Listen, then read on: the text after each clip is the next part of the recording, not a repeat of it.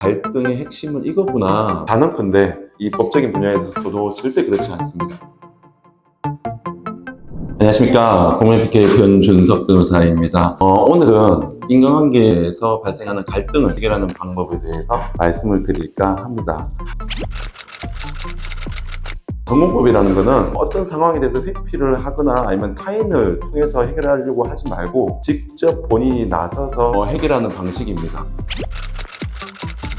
왜 전공법이 효율적인 방법이냐면요, 우선적으로 직접 만나다 보면 각자의 입장에 대해서 제대로 파악을 할 수가 있습니다. 만나지 않으면 상대방이 무슨 생각을 하는지를 전혀 알지를 못합니다. 본인의 상상력의 산물들이 본인 머릿속에서 막 복잡하게 헤엄치고 있습니다. 상대방은 무슨 생각을 할까? 상대방은 나한테 안 좋은 생각을 갖고 있지 않을까? 아니면 나의 것을 빼앗기 위해서 속이지 않을까? 이런 생각들을 계속 막 생각을 하게 됩니다. 직접 만나서 보면 상대방이 무슨 생각을 갖고 있고 무엇을 원하고 뭐에 대해서 섭섭하고 뭘 하고 싶은지에 대해서 직접 만나봐야만 오해를 불식시킬 수 있고 제대로 파악할 수가 있습니다. 그리고 본인의 입장에 대해서도 원활히 소통할 수가 있습니다. 그리고요, 전공법으로 갔을 때 무엇보다 제일 큰 그 실익은요, 상대방의 진심을 느낄 수가 있습니다. 마지막으로요, 이 전공법으로 다가갔을 때는 본인 스스로의 자신감이 쌓입니다. 실제로 많은 사람들은 전공법대로 해결하려고 하지 않습니다. 그것은 인간의 특성인 것 같습니다. 기본적으로 사람은 다른 사람들과 친하게 협력하는 모습으로 살아가고 있다는 본인의 외향적인 이미지를 구축하고 싶어 하는 것 같습니다. 그러다 보니까 직접적으로 나서려고 하지 않고요, 제일 전형적인 것이 회피하려고 합니다. 시간이 해결해 주겠지라고 생각을 하면서 미루고 뭔가 알아서 되겠지라는 생각을 가지다 보면 제가 말씀드렸던 것처럼 더욱더 갈등은 증폭이 됩니다. 그리고 두 번째는 직접 만나서 대화를 하려고 하지 아니하고 카카오톡이나 문자 등 메시지, 메일 등으로 해결하려고 합니다.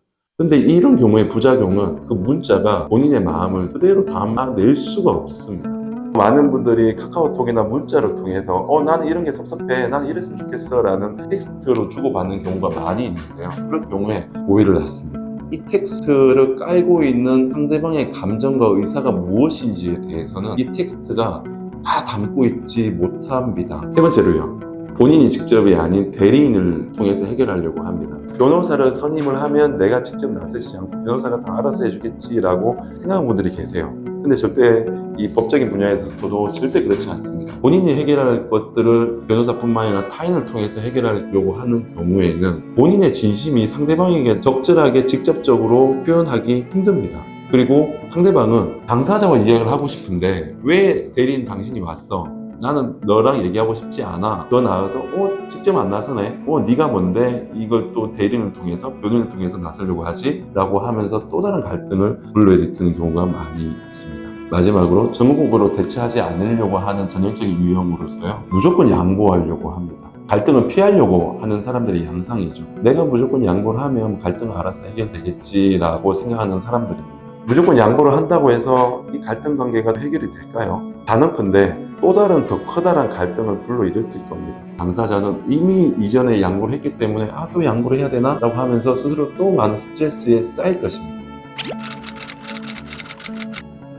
그러면 전공법적으로 어떻게 구체적으로 해결해야 되느냐에 대해서 말씀을 드리겠습니다. 제일 무엇보다도 직접 연락해서 만나십시오.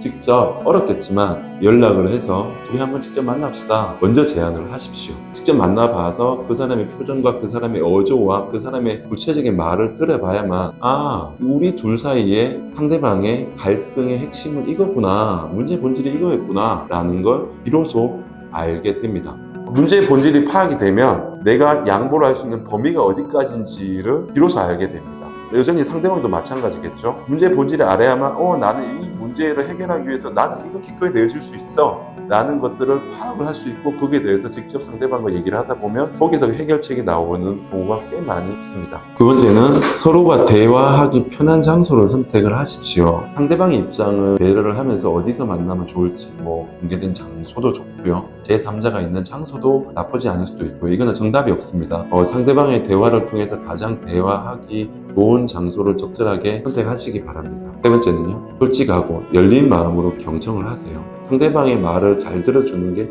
정말 중요합니다. 상대방의 말을 충분히 잘 들어주고 나서 그 뒤에 본인의 진실된 마음을 적절하게 표현하시기 바랍니다.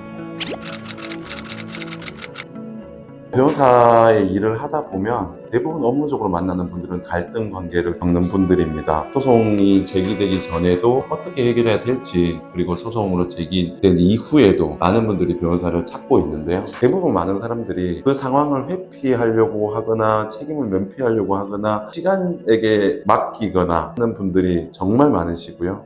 그런데 그 결과는 더욱더 파국을 맞는 경우를 많이 접합니다. 그런 분들에게 저는 항상 하는 말이 있습니다. 그 방법은 전공법입니다 라고 말씀을 드립니다. 저도 변호사 생활을 하다 보면 많은 갈등 관계에 있는 사람을 만날 뿐만 아니라 갈등 관계를 겪는 경우도 많이 있어요. 그럴 경우에 항상 이 전공법대로 실천을 하려고 노력을 합니다. 자, 오늘은 이렇게 영상을 마치면서 앞으로 더 좋은 영상을 제공해 드릴 수 있도록 최선을 다하겠습니다. 감사합니다.